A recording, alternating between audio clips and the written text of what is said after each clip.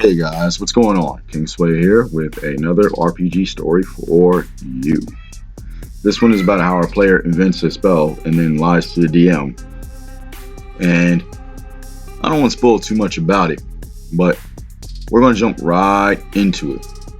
Oh yeah, baby. Let's go. My Barry White voice. Yeah. For context, me and 3 friends decided to play D&D together, and I took up the mantle of being the DM.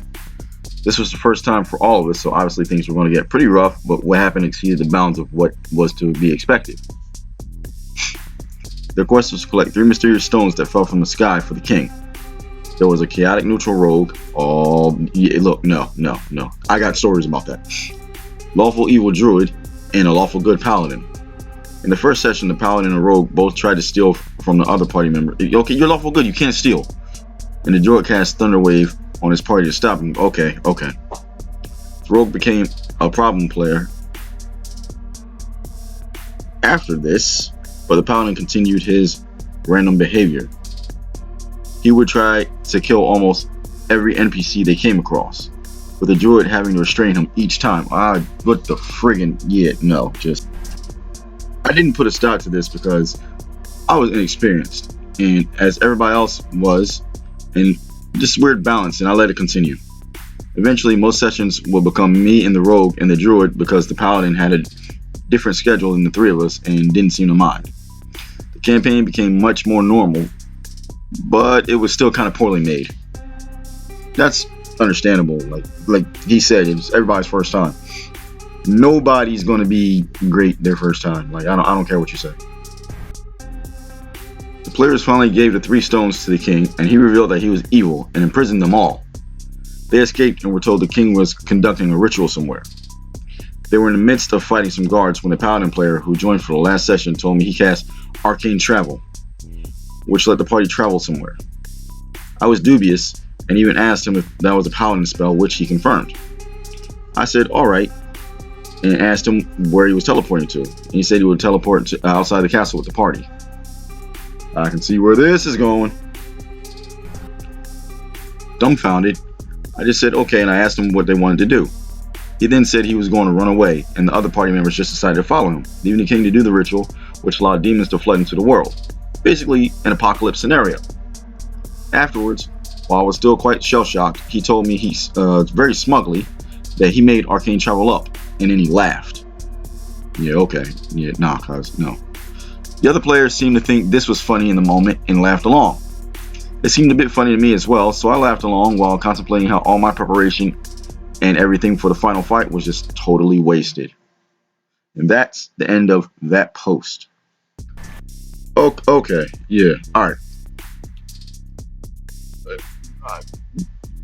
Okay, OP flat out states that he was a newbie DM, and he was new to everything. And my question is, if he wasn't sure about it, why didn't he look it up? I guess that's something you get with experience, because that was the first thing I thought of. Why didn't you just look it up? And it has the name Arcane in there, which implies to me something like wizard or sorcerer. So how would a paladin get something like that? Another thing is, the guy went around trying to kill everything. Like, what was he trying to do? Get experience from it? He seems like the kind of player that would be trying to kill everything just for XP to try and level up faster and be stronger. And then when he comes against something that he's not ready for, he's going to look at the DM like, you made that too hard, or why is that? What's going on? Like, it shouldn't be like that. You're not going to breeze through everything. I know you guys understand that, but just, I can't understand how players don't understand that.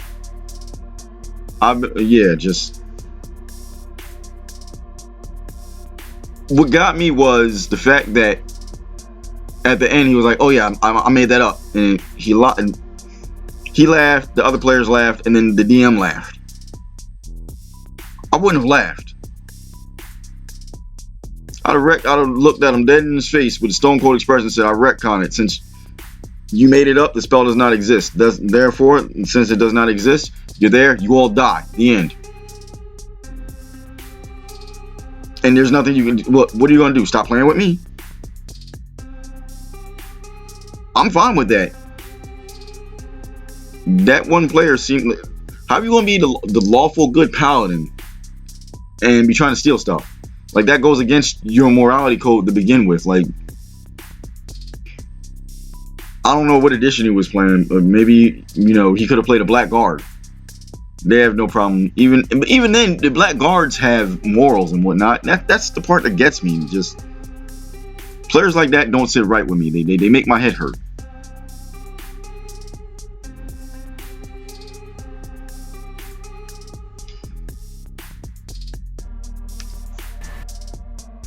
Also, before I forget, and I'm probably going to butcher this name, shout out to Picky Peg and them congratulating me on publishing my book, my first one. Thank you again. Thank you guys and for the support that you're giving me. That means absolutely everything to me. I may do another video later, but it'll be just me asking for you guys to explain what your strongest character is and how did they get that way.